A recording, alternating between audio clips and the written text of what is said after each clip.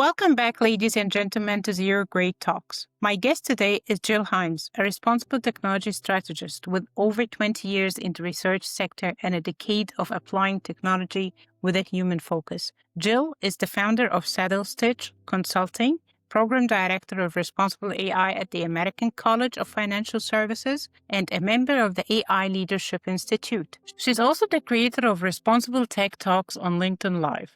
In her career, Jill has led research teams, built AI evaluation frameworks, launched executive governance committees, and advised high-risk industries on generative AI adoption. At the heart of her work is one simple but powerful idea. Leadership decisions are only as good as the user research behind them. From her days as an academic librarian to guiding global organizations through AI governance, Jill has championed the user journey as the true North Star of innovation.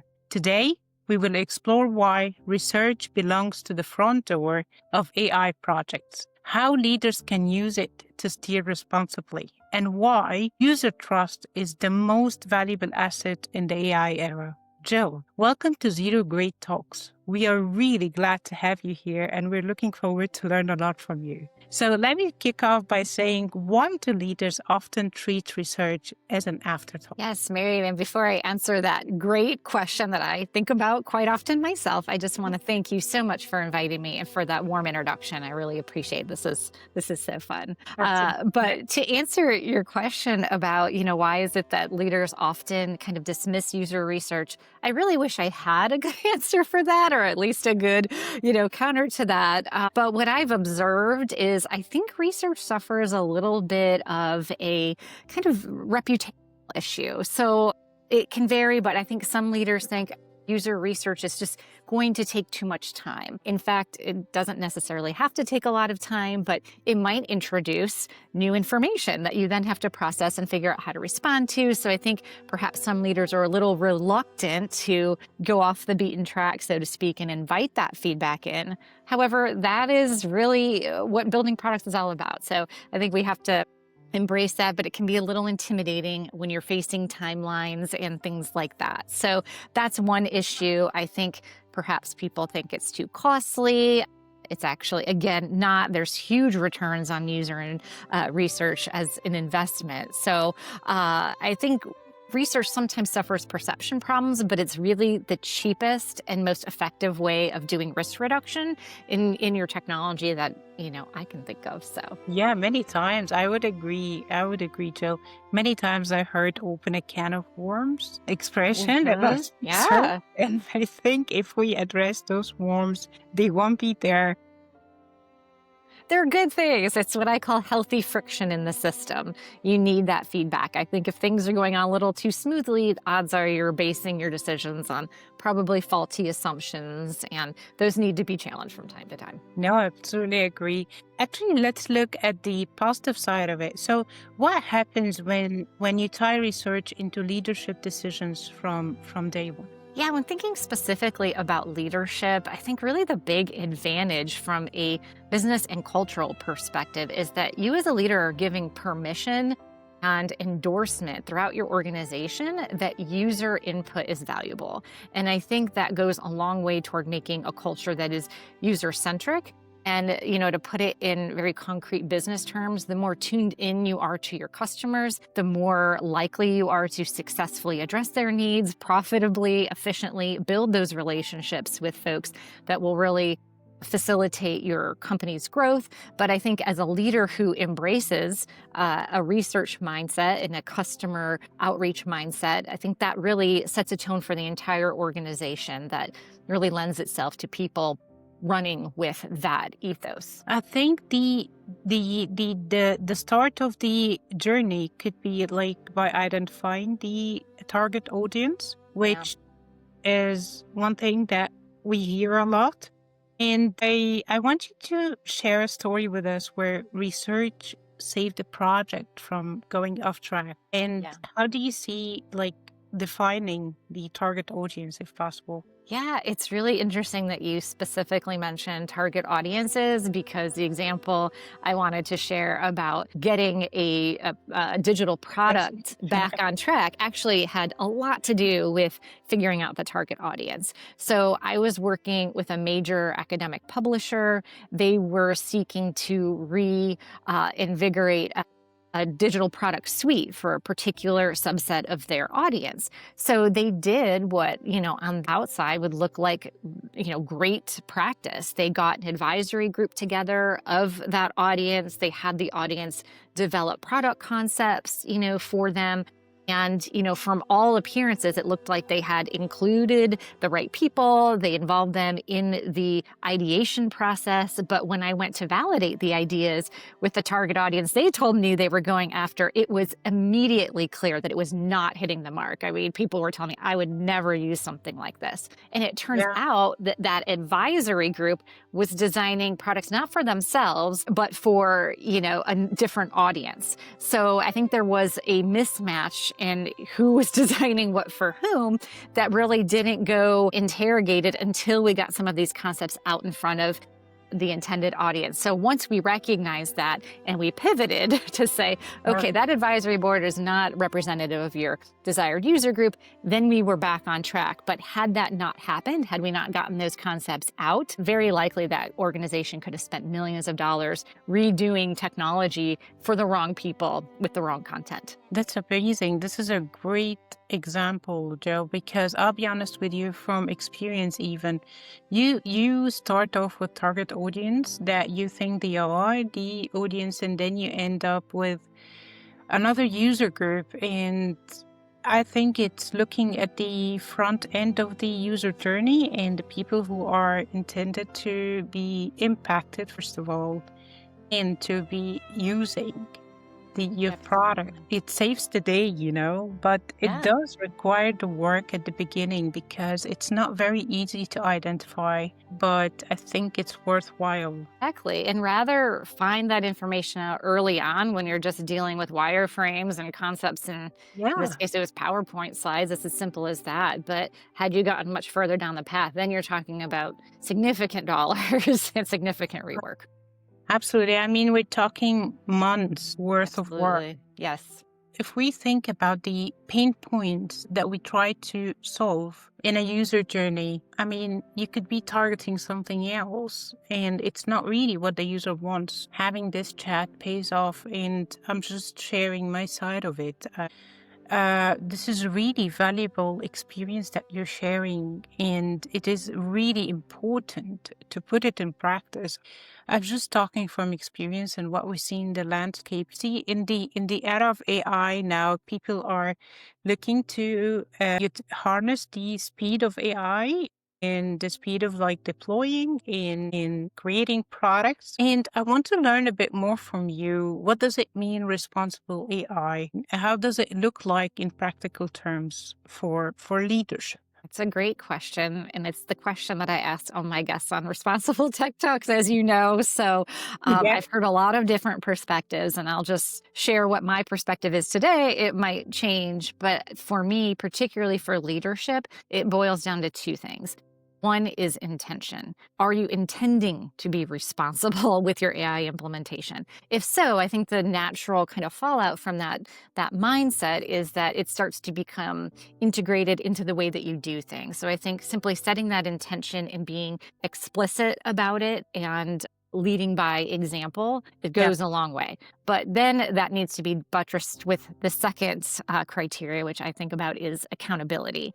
And to put it in very stark terms, you could think about accountability in terms of who would be fired if something were to go wrong. Everyone in an organization shares responsibility for deploying AI responsibly, but it needs to be very clear. And leadership also needs to take part of that accountability. It's not enough to push that down to your frontline employees who are using the technology or building out. It really needs to roll up to the top levels of an organization to really enforce responsibility. I agree with you, actually, Jill. I mean, building up the upstream is as important as breaking down the downstream and, getting everyone's voice in what we do. I really enjoyed the Responsible AI Evaluation Framework workshop that you have hosted and developed. And I would cheer you on for this. Thank you. I want you to tell us more about it because I would love for our audience to hear more about it and what benefits it delivers. Yeah. I have a couple of different frameworks I worked with. And Marian, you were so kind to participate in this experiment on a framework for leadership specifically. Yeah. So I learned a lot through doing that. But I think what would prove to be pretty successful was looking at technology adoption in an organization through the lens of these technology adoption frameworks that are pretty well established. Specifically, our group looked at 4 different categories, or I should say prerequisites, that need to be met before people feel fully bought into adopting a technology. And those things have to do with performance expectancy, like, will this technology actually help me? How efficient will I be in using the technology? What is sort of the social context in which I'm using technology? Are all of my peers doing similar things and finding good results?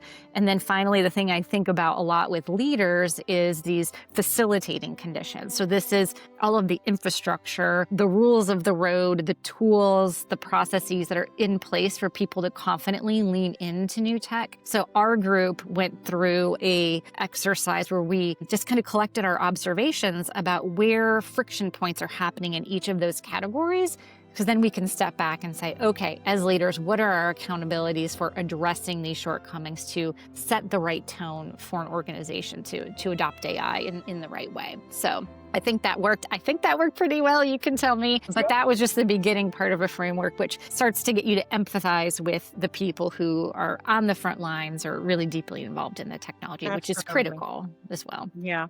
It is critical. I love the questions in it, and the empathy roadmap emphasizes the end user voice journey and how it helps leadership see what they need to see in order to do the decision making that is necessary. And I want to actually talk a bit more about this and how do you see leaders balance speed to market with ethical due diligence? No, it's not.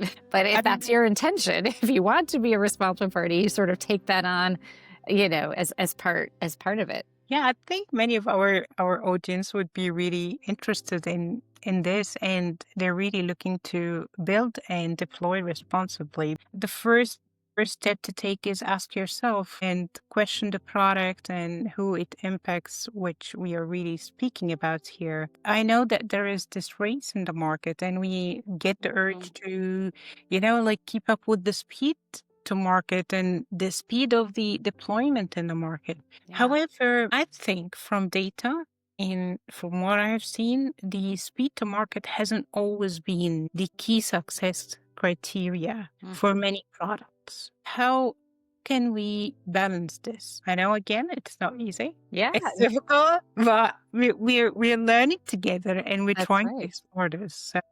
Yeah, it's a really important question. This is, we talked about friction points where leadership has some hesitancy about investing in research, and speed to market, I think, being one of those concerns. And so I would say a few things that leaders can bear in mind. One is that when we are looking at user needs and pain points, really the raw material of solutioning good products that actually address real needs and ideally would be profitable, those needs and pain points are relatively stable. So when you're looking at that foundational research, you can think of it as this sort of upfront investment or this pool of insights that you can draw from over a longer period of time than, say, if you're just testing, a particular product idea. These are sort of more stable underlying drivers in the market. So that's one thing. You do a little bit of work up front and you reap the benefits quickly ongoing. Yeah. The other thing is you don't have to research everything all at once. And this is where, not to promote researchers, but to promote researchers. If you have a good research partner, you can work with them to identify what are the highest risk unknowns that we are confronting as a business right now. Who do we absolutely need to talk to de-risk the solution and or, find inspiration for the most important, piece of our strategy. So you can iteratively do research that's very targeted to the needs you have at the moment, rather than sort of boil the ocean and try to discover everything there is to know about, a particular domain. So it doesn't have to take a lot of time, but you do have to have that strategic mindset to pinpoint the highest value questions that you can take to market. No, that's really insightful, Jill, because there are some quick wins that you could actually read from research and you could use to your benefit. And some pieces could go in parallel, but you're still looking at it, you're not just parking it and leaving it to its time when it comes, So Absolutely. you're actually exploring it and looking at it, putting it into consideration. Absolutely true, and really good practical steps for leaders to actually do and take on. And I am curious to learn a bit more from you about the role of executive AI governance committees. How do you see the committee playing within the organization and what it influences? Yeah, it really goes back to a bit of those functional prerequisites that they can kind of put in place for the organization, those facilitating conditions. So I like to think about, the very first thing that leadership should do in their AI governance is express how important it is to the organization, right? This is not a nice to have. This is how we are going to do business, and they are uniquely positioned to set the tone for the org. And then that carries through operations and other middle management and so forth. So that's the first thing. The second is that they kind of establish the rules of the road, if you will. Like, we are going to inventory our AI uses. We're going to make it an expectation that we know where it's deployed, to what purpose, that it's been reviewed if it maps to a particular risk level, and they're the ones who are establishing, what is risky. And, after we did our leadership workshop, I actually kind of synthesized this mindset that I think is really helpful for leaders to have, which is listen, share, and act. So you actually listen to your frontline folks, understand what their needs are, like a researcher would, in fact, make sure that they have all of the requirements they need to be successful. You share back to the organization what it is that you have in place, how, these processes work. And then finally, you do it, you act, and you hold people accountable to their actions. Yeah, that's really interesting to hear. And from what I'm hearing, the leaders talk about risk and the organization risk appetite. And AI governance, which is really coming into effect finally. Yeah. Without making it sound like a red tape. Right.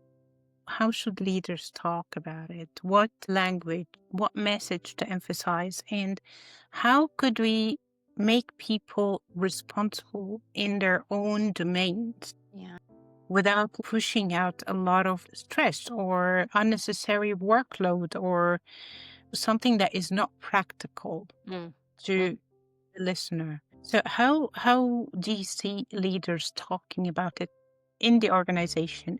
What I've observed is a lot of leadership does talk about governance in terms of enablement. That seems to be kind of the preferred term. Like, we are here not to block implementations of AI. We're here to enable them and enable them in the right way. And I think that's generally probably a good positioning. I particularly I attended a meetup where Peggy Tsai, who is a data governance expert, was speaking a bit to this. And what I took away from her, which resonated from my own experience, is that not only, do you think about it in terms of enablement, but you make it a part of the delivery process such that it's really no different than any other QA step that you might include or other just product development protocols that you would include to deliver a product that is, safe, its vulnerabilities are assessed and mitigated and those kinds of things. So it's in that way not extra because it is just part of the process.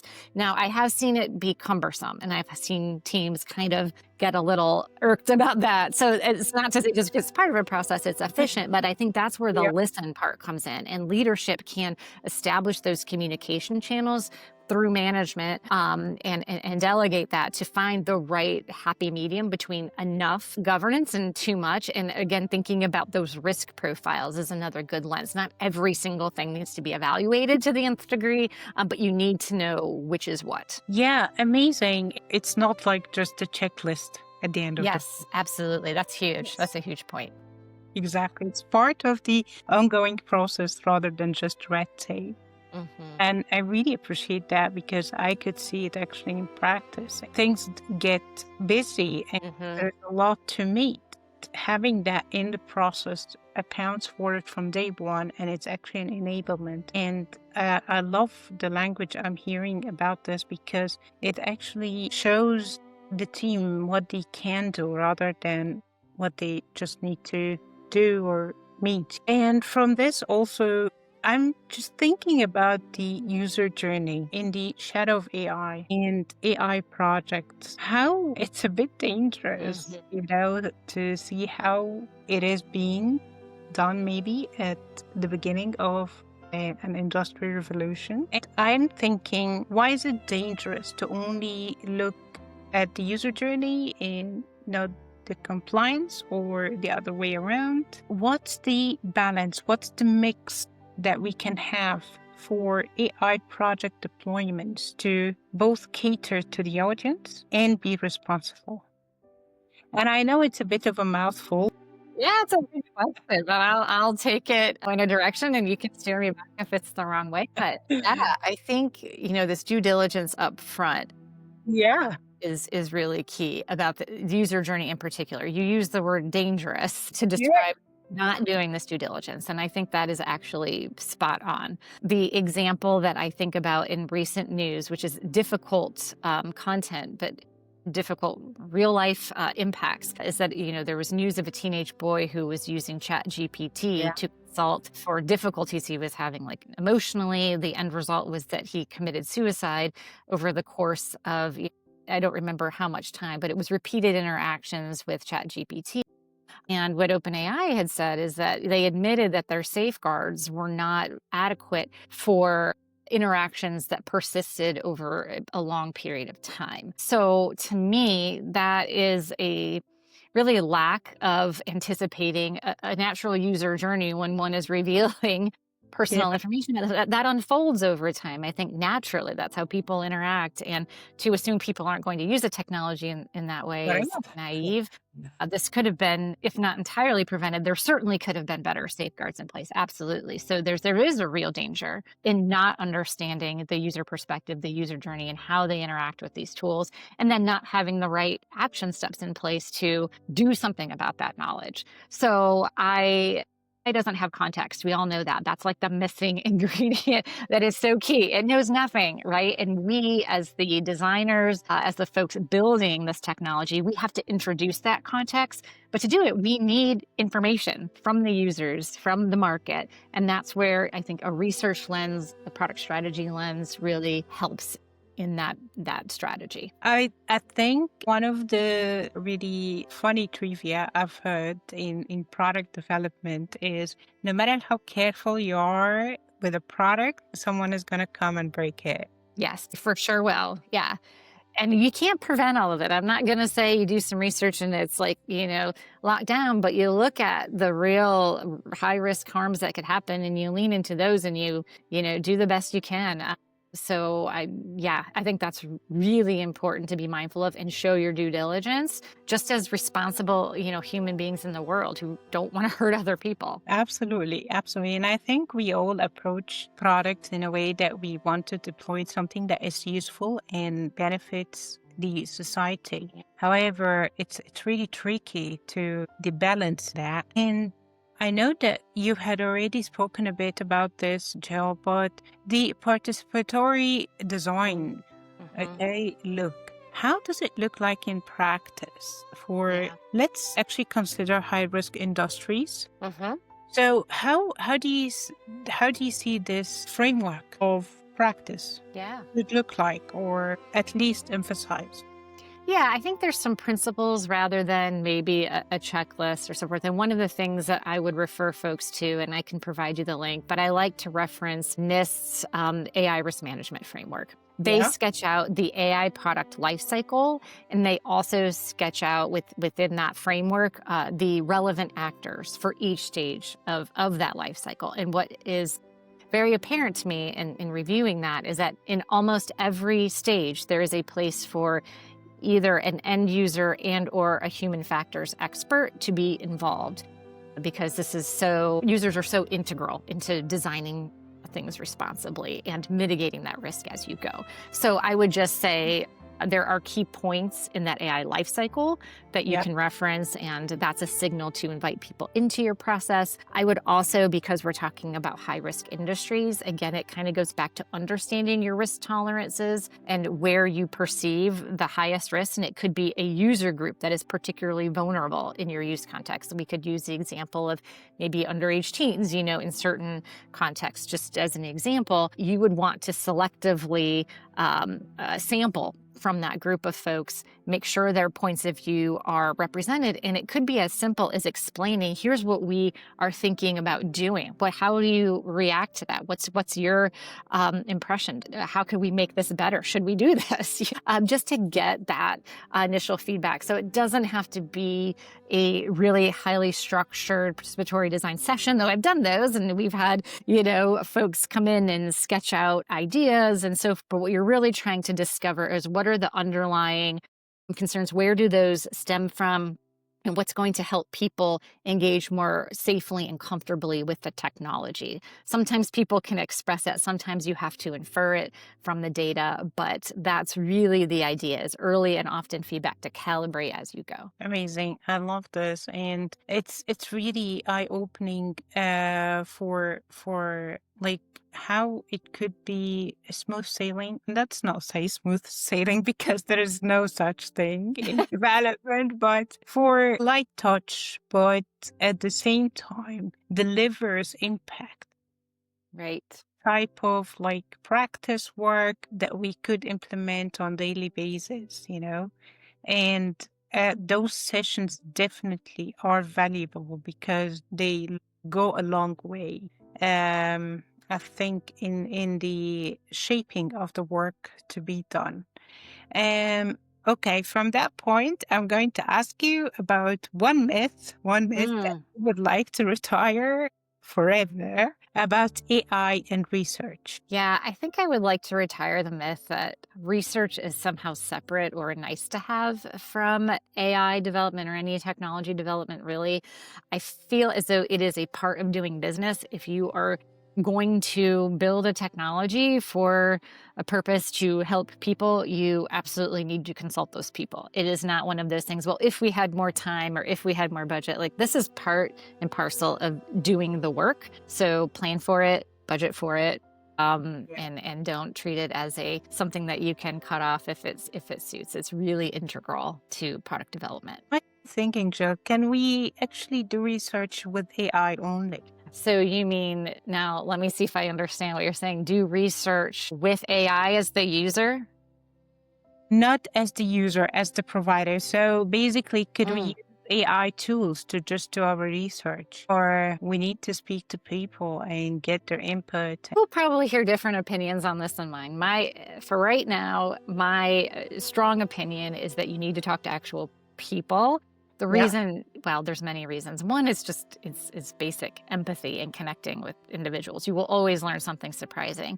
The other thing I think about is these AI tools, particularly these general purpose tools, are trained on the information that people are sharing online, basically. So the videos, the texts, whatever, but what you really want to get at is more underlying emotions and drivers that are maybe even the individual themselves isn't keenly aware of, but that you, with kind of a research hat on, might be able to pick up on. And I don't think you can fake that or infer it from, the published works online, which are also biased by the people who are publishing online. So there's lots of ways in which I'm very skeptical of bypassing actual human participants. But I will say I've used it to do some market research, just some, basic competitive research. I can tell you these tools can be workhorses in going out and collecting data and formatting it and bringing it together. There's hallucinations in there, of course, but there's ways that, you just have to plan to be able to cross-check. But net, I think the time savings is pretty incredible. So I think you can get to figuring out what questions will actually move the needle forward rather than repeating old information through using some of these tools. So there is a place. I would just be mindful of keeping the humanity into the conversation. Absolutely. I think the term which is being used industry-wide now, human in the loop. So always keep the human in the loop, I think. Yeah, keep them in the loop and actually design it for humans. We talked a lot about kind of the danger part, but I do want to, advise too, we're also trying to make people's lives better. And the raw material for those insights is the conversation and the interaction with other human beings, observing how they work in the world. That's a huge competitive advantage. The closer you can be to those ground truths, I think the better off your company is going to be in your product in the long term. Absolutely. I agree with you. And I think going into 2026 and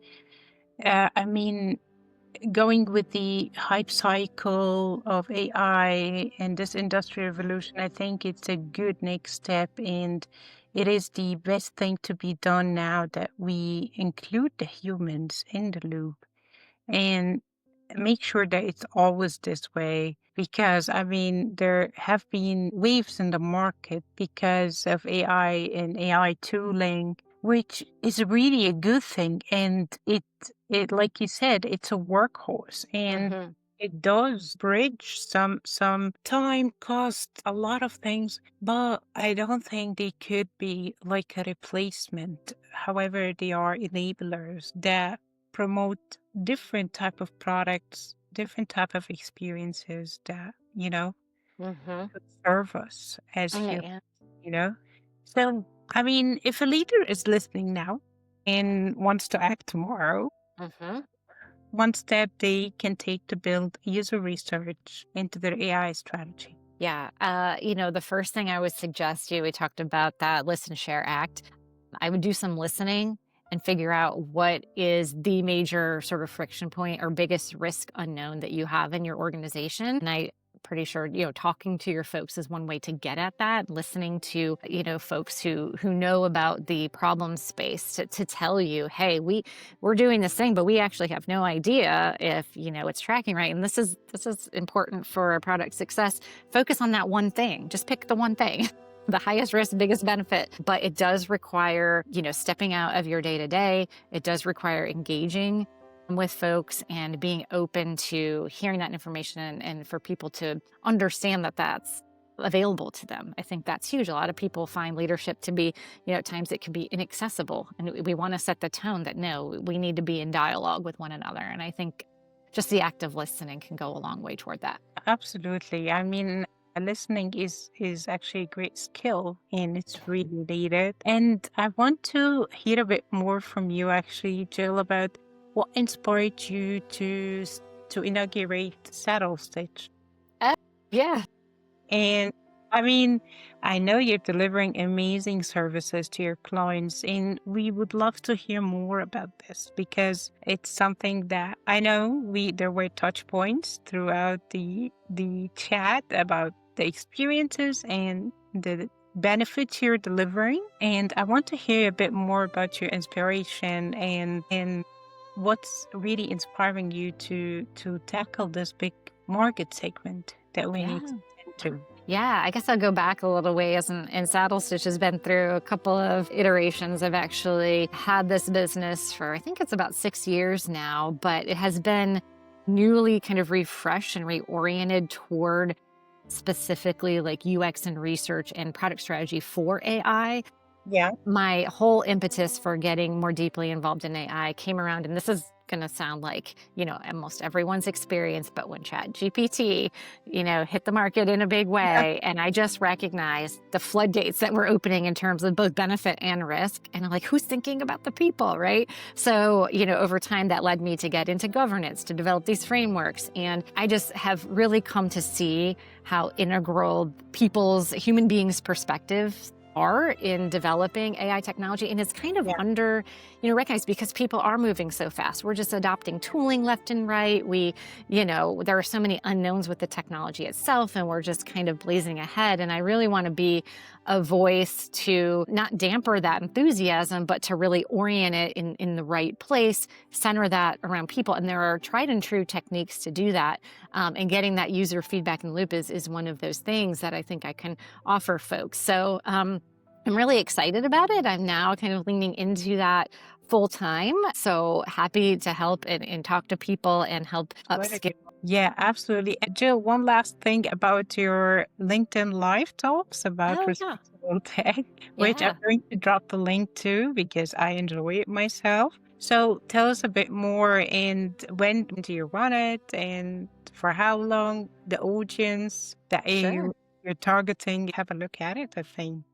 Well, thank you. Yeah, I love it. What gives me joy, I think I started it in January of this year because I told myself, a lot of folks who want to get into responsible AI, they question, well, what kind of job should I look for? What skills do I need? And I'm just of the opinion where we are in this moment is you just have to do it. Like wherever you are, whatever, access you have to people, to technology, and lean into it and make your own place. So I told myself, I am doing this with responsible technology. I want to highlight people who are on the front lines of implementing technology and talk to them about the challenges and the thought process and how they grapple with ethical issues, with issues around responsibility in their specific domains. So I talk to content strategists, I talk to other researchers and developers, and really everyone who touches this ecosystem, because frankly, I feel like right now we're just in a position where we don't have any federal regulation around AI. The states is kind of a hodgepodge, and really, unfortunately, with governance still generally being a little immature in a lot of organizations, it trickles down to the folks with their fingers on the keyboards to make some difficult calls. And I want to honor and highlight the work that they're doing to keep technology oriented toward human needs. So I invite, people on with all kinds of backgrounds who touch technology. And I do that about every other week. We've been on a little bit of a hiatus, but I have a really good lineup of folks upcoming, and I do them on LinkedIn Live. Now that I have time to dedicate toward my business, I'll be putting them up on YouTube as well. So I think they'll be a little easier to find. But yeah, I appreciate you asking about that. It's definitely been a passion project for me. Amazing. No, I really love it, and I learn a lot from it, and it's easy to listen to, and it's very engaging. So I would really encourage people to have a look and to keep up with the talks. Well, thank you. And I want to thank you too so much, Marian, for just creating this space for this conversation. I really appreciate your reflections on research from your own experience and just engaging in some of these workshops and frameworks and helping to really further the conversation on responsibility. I appreciate it, Jill. I'm really glad to be here and to be speaking with passionate people like yourself and people who are really taking action in carving the way for others. I'm really glad to be here, and I do appreciate your time and your experience today. Thank you for being with us in ZeroGrade Talks. My pleasure. Thank you so much, everybody.